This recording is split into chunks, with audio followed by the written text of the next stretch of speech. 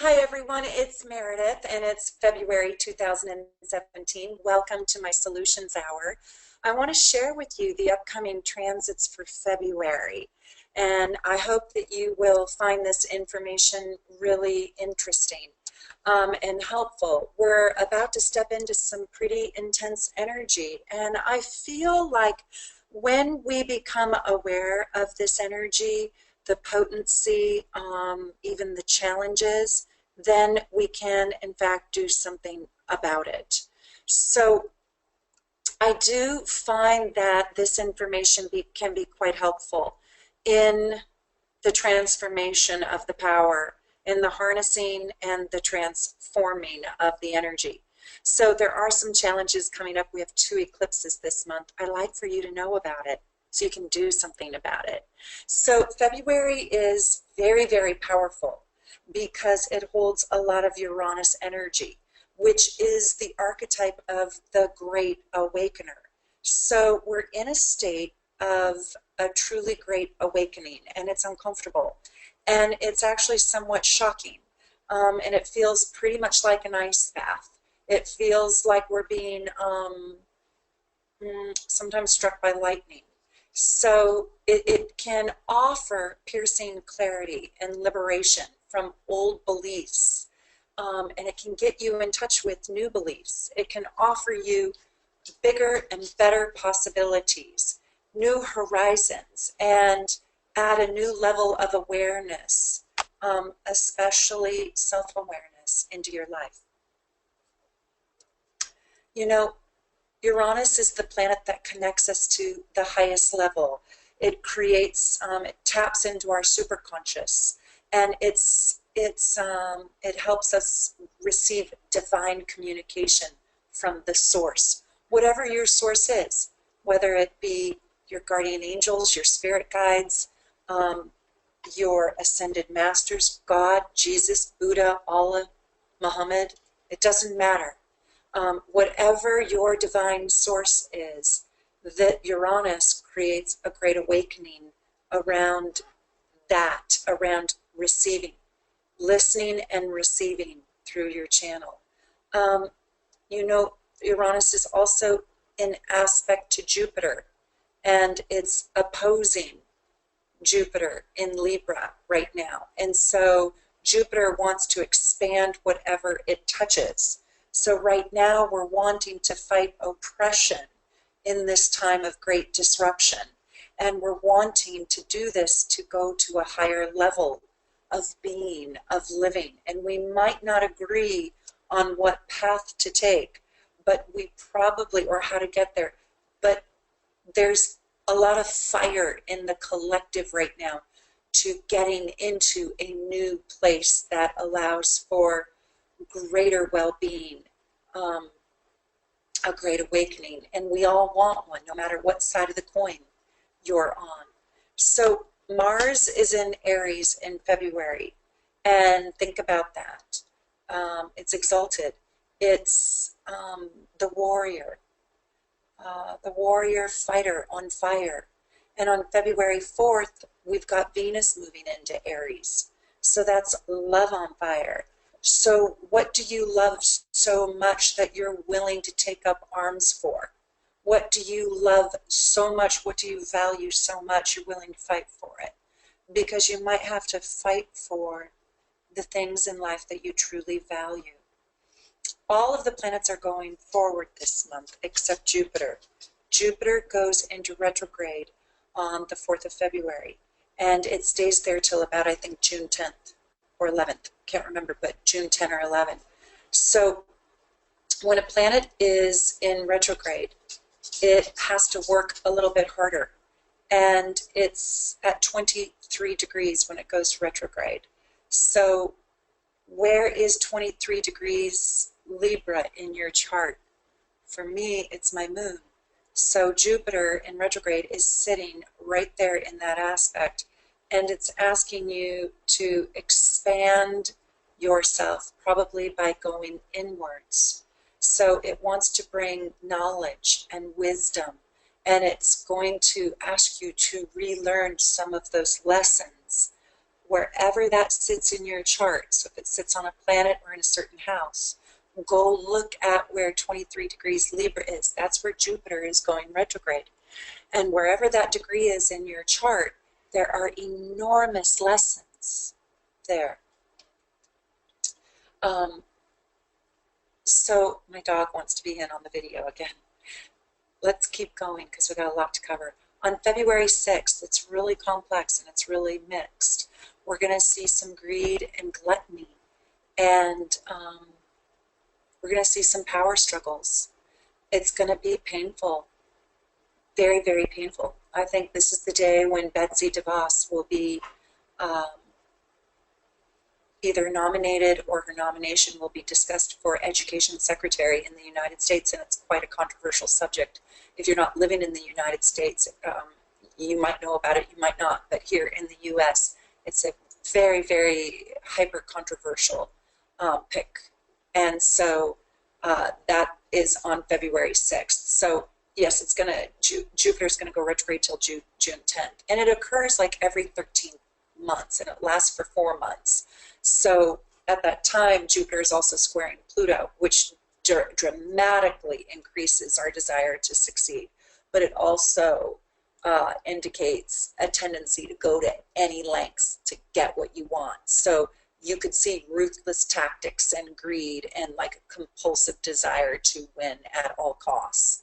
So it's very extreme and very intense with that Jupiter-Pluto and that Jupiter-Uranus aspect. That creates just sort of a revolution, an awakening for higher self through maybe sitting back and trying to be more thoughtful, and then the power struggle with Pluto, wanting deep transformation. People want enormous transformation, and they want to create it through probably, or it will be created through a revolution. Now, we'll see that we're going to probably overcorrect. That's what Jupiter does. It sort of overdoes things. So you'll see that we'll overcorrect, and then we will have to find our way back to center somehow. We've also, we've got Saturn in the mix too. And Saturn wants to be realistic, and it wants to create a pace for the long haul. And Saturn, I think, is very helpful because it will allow us to implement a feeling of wanting to become responsible in our mission. And it will give us the stick-to-itiveness to really implement the goals that we have for ourselves. It kind of keeps us in check, if you will, because Jupiter can want everything now, now, and now, and Saturn can actually wait for good results. So on February 7th, Mercury, our mental capacity, the way that we communicate, if you will, moves into Aquarius. So unconventional thinking and communicating in a way that protests. It's a little bit rebellious. It likes to buck convention.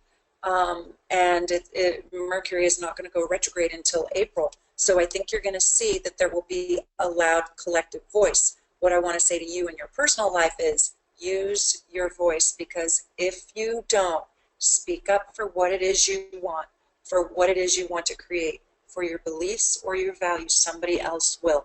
Somebody else's voice is probably louder than yours. So if you want yours heard, you have to be willing to step out and expose yourself, if you will. Expose your thoughts and your ideas, your beliefs, your goals, and your values, and fight for them. This is not the time to be quiet. Right now is a time for you really to use your voice.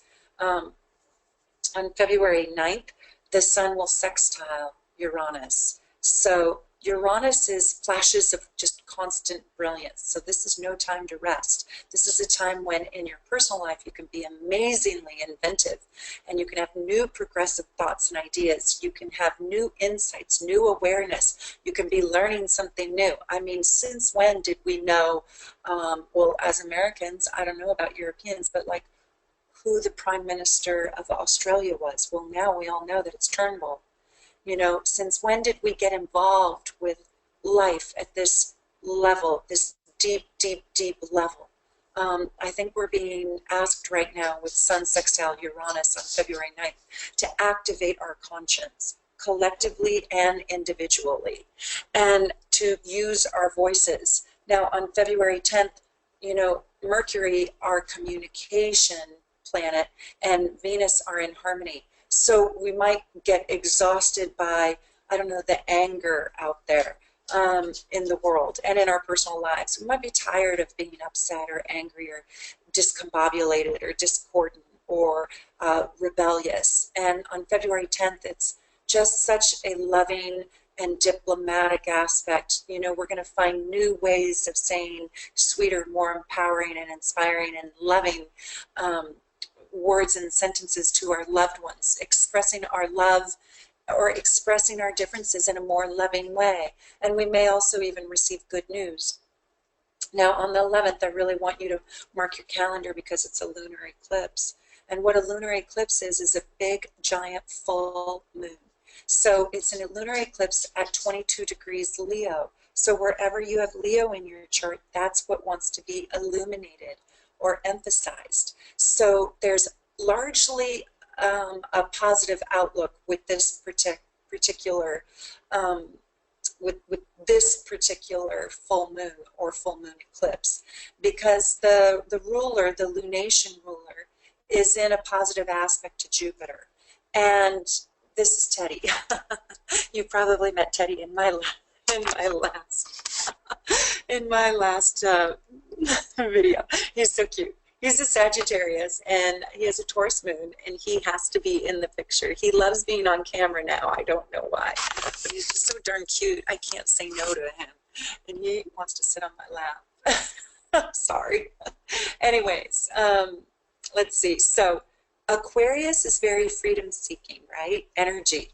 And there's a relationship and loving quality to Leo, where the moon will be. That's why it's a full moon, because they're in opposition to one another. So you might be feeling at odds about what's really worth fighting for. And you might be ending things that don't serve you and standing up for things that you value, that you're really loyal to. Teddy, get out of the camera. I love it. He is just so cute. His name's Teddy. He's like a big, giant polar bear. He's so cute. He likes a lot of love and attention, and he doesn't like me talking to you guys because I think he gets really jealous. Even though he is a Sag. So cute. Just wants to be loved. He doesn't realize this is a really bad time. Oh my God. So anyways, where Leo is in your chart is really important, because that's where you can become enlightened under this full moon. You know, I want you to think about the subject of love. And so if you have Leo in the first house, that's about loving yourself and maybe letting go during this full moon of things that don't allow you more access into investing in yourself in a loving way. And so I think that you should focus on what you're being asked, I should say, to focus on is the letting go process. So what do you want to let go of under the full moon that does not serve you inside love, self-expression, or romance? That's what you should think about. Let me look at this for a minute. There's a fire trine here too.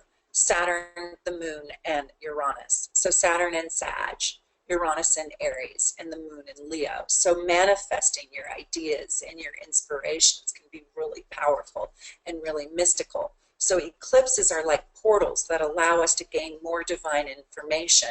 They help us accelerate our divine mission in life. They help us jump onto our divine track and embrace our destiny. And they help us get back on track by exfoliating or eliminating those things that don't serve us. So think about your heart, the moon, and think about your soul. And under this full moon, what does not serve you? Remove it. Ask it to leave your life, or exfoliate it. Now, moving forward, because we're only on the 14th of February, the Sun sextiles Saturn.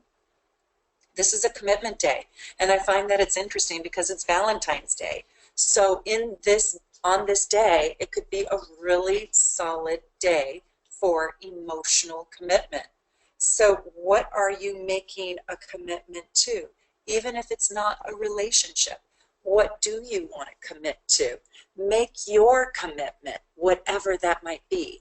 So moving on to the 16th of February, we've got Mercury sextile Mars. And in a lot of ways, it's great. But when Mars and Mercury entangle with each other, even in a good way, while you can feel like you're being driven to succeed at something with your strong sense of purpose and your initiative, and you can achieve a lot of work at this time, a high volume of work in this amount of time, with courage and a fighting spirit, you can take on just about anything.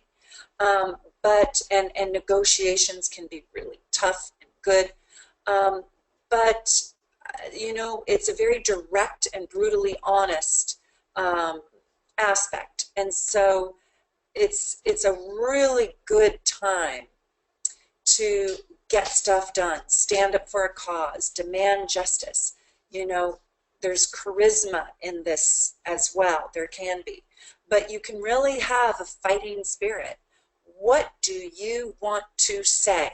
Because again, if you don't express yourself, and I do think you can express yourself really well on the 16th. So if you need to express yourself, or if you need to have a hard conversation, this isn't a bad day to do it. I like the 14th, I like the 16th. Because it's very, very direct and very honest, to the point and blunt. But be careful, you know, because words have a lot of power, especially on that day. Now, things are going to get a little bit nebulous on the 18th, because the sun is going to leave kind of black and white Aquarius, a very fixed sign, and it's going to go into a more nebulous sign of Pisces. That's quite mutable. We're going to feel like we've probably exhausted ourselves under all that Uranian energy, you know, popping like popcorn, pop, pop, pop, pop, pop, pop, pop, pop, pop, with just so much going on that we've kind of felt maybe awakened, but also perhaps neurotic. Now, when it moves into Pisces, it's a time where we really yearn and ache for love, peace, and harmony.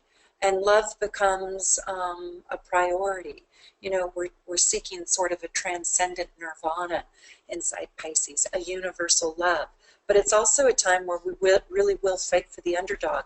Under Pisces energy, what happens is you get these spiritual warriors, these guardian angels that want to descend down, if you will, and you might be one of them, onto the injustice that they see in the world. So the true humanitarian spirit really champions for a cause. And the motivation is usually wanting justice for inhumanity or for cruelty that they believe should not exist. So Pisces can also be a warrior time, but it's usually with a little different motivation. And it usually works with the collective. So you really might see massive, massive, massive crowds coming out wanting to fight for a sort of universal love, universal healthcare, universal causes, if you will. On the 21st, you might feel like, you know, scrapping your daily routine. Like this is a good time for really making friends and socializing with people from different backgrounds. This is a time when there may be a detour or unexpected new directions come up in your daily routine. On the 22nd, get ready, Mars squares Pluto. That's Aries in Mars and Pluto in Capricorn. So it means serious power struggles and confrontations in your personal life. And then collectively, again, you might see that ruthlessness, that jealousy, the underhanded tactics. If you are dominant, a dominant person or dominant in your field, try not to be overly assertive. It might make people feel unhinged or threatened, and collectively I think you'll see in the world people coming unhinged, people coming frightened and scared about other people in positions of authority. So people with more power will have the upper hand. Let's pray that they use it well and they use it for the benefit of other people. So, you know, now is not the time to be fighting with your enemies, because you really could lose. So this is a time, though, when you will see a force and a dominance. So you might want to, if you are a strong person, take those people on, put them in check. But this is a hard transit. So let's see, that was the 22nd. On the 25th, Mercury enters Pisces, so it's a really intuitive time. It's the psychic mind. It's a time when you can really follow your intuition, when you should dream, when you should meditate, when you can call in your guardian angels, your guides, when your psychic powers or your intuitive powers are exalted. It's when the antenna is tuned just perfectly. The 26th is the solar eclipse. So I like this because Neptune will be conjunct the sun and the moon. So it softens it. It adds a real destiny element. This is sort of I think, a destined new moon. This solar eclipse is on the 26th. It's at 8 degrees Pisces. Where is Pisces in your chart? Because this will touch that. Is Pisces rising? Is Pisces in your house of love, sex, romance, death, money, house, home? Where is it? You want to know. So there is a lot of good fortune, I believe, and lasting happiness that comes from this aspect. There's a magical and a divine aspect. So ask for what it is you certainly want in your life. But this is a time when the world can benefit from your prayers. So, you know, ask for God to recognize your God-given talents and make them known to you and your world, and then maybe become those very talents, put those very talents into the world. This is the strongest and most important aspect in astrology, Sun conjunct Moon. And by transit, it's absolutely enormous. So I want you to know all possibilities are on the table right now, and you can rightly put yourself in the forefront of new plans for the future. Do my new moon ritual. This is such an important energetic time to harness those divine messages that you will receive. Look for the miracles in daily life. Do not drown in the sadness and the sorrow, inside the hatefulness that you see in the world. Focus on love, focus on healing, and put your energy into that. Pray for universal peace and pray for personal peace. On the 27th, there's another tough aspect. You know, the tough aspects continue with Mars conjuncting Uranus. And this day is a breakout day. People will break out of their limitations. Sometimes that looks really refreshing, and sometimes that looks really frightening. The world will be on their knees asking for change, asking for a new way. And you will want that too. In your life, it might look like you just want more excitement and more spice. However, we can be really spontaneous and erratic. So we want to keep unwanted surprises at bay. So be really focused that day on not taking, you know, risks that could lead to accidents. Ski with your helmet on, drive with your seatbelt on, do not text and drive, don't speed, don't drive after you've drank too much. Risk-taking is not the option now. Play it safe on February 27th. This isn't the day that I would go have a surgery. If you have to have one, okay. But if you don't have to have one, it's not the day that I would pick. Even though you feel like it, you know, taking the risk, whatever that may be, the investment, making the grand investment in the oil well, is not what I would do on the 27th. You should still follow your passionate desires and instincts, but with self-control and with a particular goal in mind, manifesting in rightful pragmatic steps, you know, sticking to plans, not taking risks. Now, don't be reckless, but also I don't want you to have missed opportunities. I'm just saying be with caution. Act with caution on that day. And then look out into the world on the 27th and see how you can add stability. How can you alleviate other people's fears? Who can you be in the world that is like a healing balm? How can you be the aloe vera for somebody else's sunburn? Because that's a really volatile day. So communication is going to be absolutely enormous this month. And how we choose to communicate can either make things better or worse. So I want you to mark the eclipses. That's the new moon and full moon. And I want you to know that that new moon is really, really powerful. So from my family to your family, I send you love, peace, and blessings. Be the greatest version of yourself. Offer stability inside chaos and offer love inside rebellion.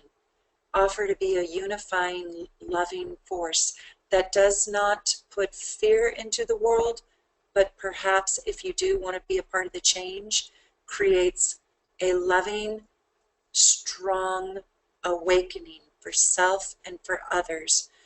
Please also remember to use your voice and use it well, because somebody who is more bombastic and domineering will be louder than you. So I hope that you found my February transits helpful, and I'll be back in March to do that set of transits. I wish you the very best. Take good care.